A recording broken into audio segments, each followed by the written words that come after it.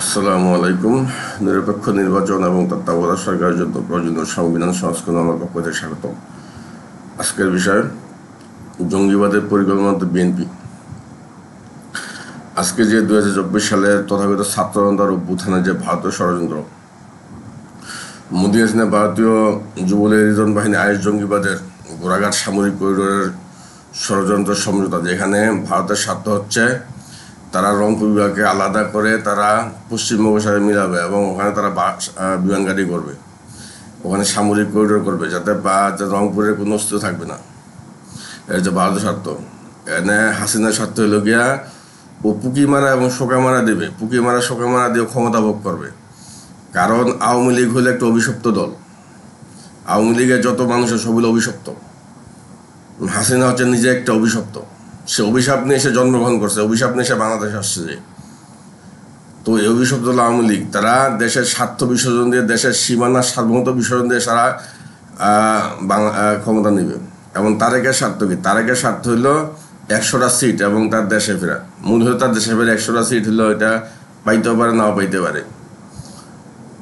তো আর হেফাজতের হলো সনদের জন্য হেফাজত পিছিয়ে ঘুরে, তো পাইতেছে না এখনো। আর বরিশালের পীরকে একটা অ্যাম্বুলেন্স দিছে।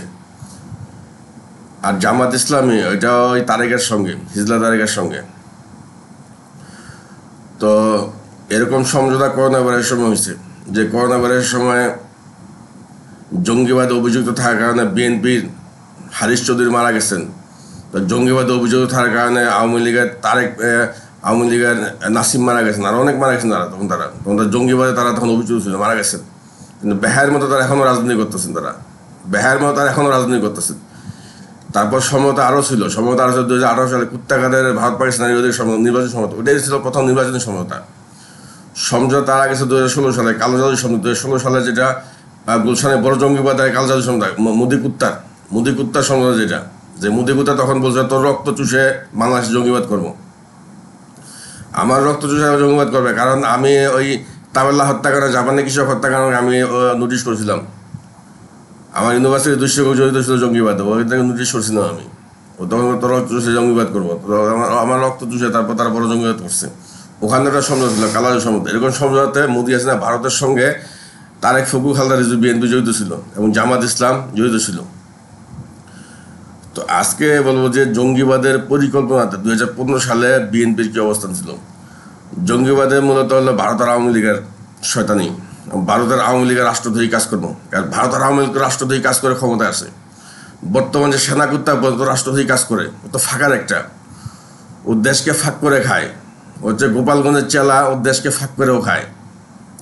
কারণ খাওয়ার কোনো রাস্তা নেই এগুলা গোপালগঞ্জ থেকে আসতে ন্যাংটা হয়ে কিচ্ছু নেই এগুলার, দেশের টাকা পয়সা চুরি করে এগুলা খায়। তো ভারতের আওয়ামী লীগের ধারালি বছর 2015 সালে বিএনপি, ভারতের আওয়ামী লীগ তখন বাংলাদেশে চীনের বিরুদ্ধে রাজনীতি করছে।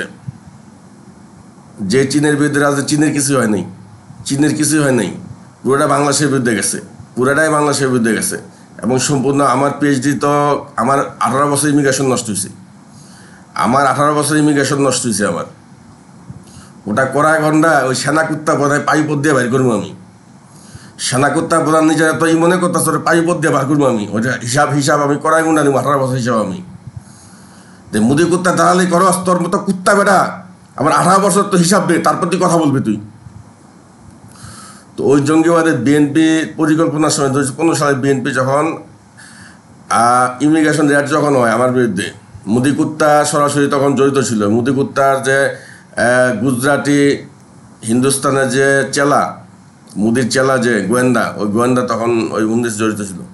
এবং ইমিগ্রেশন রেড থেকে তখন এই যে আমাদের এলাকার বিএনপির লোকেরা, ছাত্রদল যুবদল সমর্থিত লোকেরা ছিল, ওখান থেকে ইউনিভার্সিটির বলজিনারের লিঙ্কে এই তারেক ফকরুল রিজভী হালদার বিএনপি পায়, ভারতের লিঙ্ক পায় তারা। এবং তাদের যুবদলের মানে তারা জঙ্গিদের মত দেয়। এবং তখনই কিন্তু যুবদলের জমি ঘোড়া করে উঠে, যেমন যুবদলের এক্সটেনশন যেটা অবৈধ অধিবাসীর কোটা, যে কোটা থেকে যে ছাত্রতার আন্দোলনের সময় যে 3% রায় দেওয়া হয়েছে, ওটা বিএনপি কোটা ছিল, বিএনপি ভারতীয় কোটা ছিল। এখন বর্তমান মোদী এসে ভারতীয় কোটা। এবং জঙ্গিবাদের পরিকল্পনার সময় খালেদা জিয়া এই যে ভারতের যে শয়তানি যেটা বাংলাদেশের গার্মেন্টস শিল্প ধ্বংস করা, ওই গার্মেন্টস সেক্টর থেকে খালেদা জিয়া মত দিচ্ছেন। ভারতের দালাল ছিল তখন ইসরায়েল, ওই ইসরায়েলের পক্ষ থেকে খালেদা জিয়া গার্মেন্টস সেক্টরে মত দিচ্ছেন। এবং খালেদা জিয়া তখন আমার বিরুদ্ধে তখন প্রফেশনাল ষড়যন্ত্র করে, এবং খালেদা জিয়া তখন বলছে যে জঙ্গিবাদে আমার বিরুদ্ধে, তখন আমার বিরুদ্ধে গেছে বিএনপি এবং বাংলাদেশের বিরুদ্ধে গেছে, যে আমি পিএইচডি ষড়যন্ত্রে পড়ছিলাম, আমার বিরুদ্ধে গেছে খালেদা জিয়া এবং তারাই ফুক খালেদা জিয়া বিএনপি এবং ভারত আওয়ামী লীগ দালালি করছে ক্ষমতার জন্য। তারা অবৈধ ক্ষমতার জন্য ভারতের আওয়ামী লীগ দালালি করছে। তখন বিএনপি এত বড় অপয় দল, বিএনপি এত বড় অপয় দল যে তারা ভারতের আওয়ামী লীগ দালালি করছে তখন, এবং সম্পূর্ণ বাংলাদেশের বিরুদ্ধে রাজনীতি সম্পূর্ণ এবং আমাকে টার্গেট করে। এবং সেই সময় এই যে বিএনপি যে তথাকথিত যে তার যে গণতন্ত্র, তাদের গণতন্ত্র তারা আমেরিকা থেকেও তারা মত দিচ্ছে। আমেরিকা কিন্তু তখন ভারতের দালালি করছে, আমেরিকা মুদি কুত্তার দালাল, ওই তখন তারা আমেরিকা থেকেও মত দিচ্ছে তারা জঙ্গিবাদে। সুতরাং জঙ্গিবাদের পরিকল্পনার সময় বিএনপি ভারতের দালাল বা ভারত এবং আওয়ামী লীগকে তারা মত দিচ্ছেন বিদেশ থেকে, বিদেশি লিঙ্কে ভারত এবং আওয়ামী লীগকে মত দিচ্ছেন। আমার বিরুদ্ধে অভিযোগ আনছেন, আমার বিরুদ্ধে প্রশাসন ষড়যন্ত্র করছেন, আমাদের শিশু নির্যাতন অভিযোগ আনছেন। এই যে সোশ্যাল ওয়েলফেয়ার স্টেট যে অবৈধ অধিবাসীর যে রাজনীতি, তারাই ফখরুল খালেদা যুব দলের মাধ্যমে যে ভারতকে জঙ্গির মধ্যে এই লিঙ্কে খালেদা জিয়া পর্যন্ত শিশু নির্যাতন অভিযোগ আছে আমার বিরুদ্ধে। এবং তখন কিন্তু সিলেটে একজন শিশুকে নির্মমভাবে মারা হয়েছে, পিটিয়ে মারা হয়েছে, পিটিয়ে কিন্তু তার মোবাইলে তার রেকর্ড করা হয়েছে এবং ওটা ইউটিউবে ছেড়ে দেওয়া হয়েছে। এত বড় ভয়াবহ তখন, মানে বাংলাদেশের একটা কুত্তার দেশ, এটা জাহান্নামের দেশ। আওয়ামী লীগের কুত্তারা, ভারতের কুত্তারা বাংলাদেশের কুত্তার রাজনীতি করতেন, যা খুশি তা করতো, দুটা জঙ্গিটা তৈরি হয়ে। তারেক ফখরুল খালেদা যদি আজকে যে ঈদে যে ধানের শীষে ভোট দিলে আমরা মিলেমিশে দেশ গড়ব, ধানের শীষে ভোট দিলে দেশের পুটকিটা মারা যাবে আর কিচ্ছু না। গোড়াঘাটে সামরিক করিডোর হবে, বিমান ঘাঁটি হবে ভারতের, আর সামরিক করিডোর হবে। আর সেনা কুত্তা প্রধান যেটা, ওইটা চেলা যে গোপালগঞ্জের, যে কিছু করার যোগ্যতা নাই ওর, 2 টাকার পুলিশের অফিসার সেনা প্রধান হয়ে গেছে, ও ও ও ওর ক্ষমতাটা টিকবে, দেশটা ধ্বংস হবে আর কিছু না। বর্তমানে মোদি কুত্তা যে গোটা চেলা কাজ করতেছে, এর মধ্যে হলো সেনা কুত্তা প্রধান, হিজলা কুত্তা তারেক, তারপর হচ্ছে ডাবল গণদর্শক পিনাকি, তারপর ডাবল গণদর্শক কাদের। এই 4-5টা বর্তমানে দালাল যেটা হিন্দুত্ববাদ দালাল কাজ করতেছে, এবং এরা বেহায়া খেলা খেলতেছে, এবং এরা হচ্ছে বাংলাদেশের অভিশপ্ত। এরা বাংলাদেশের 18 গোষ্ঠীর মানুষের আপদ এবং বিপদ এবং অভিশপ্ত হচ্ছে এরা।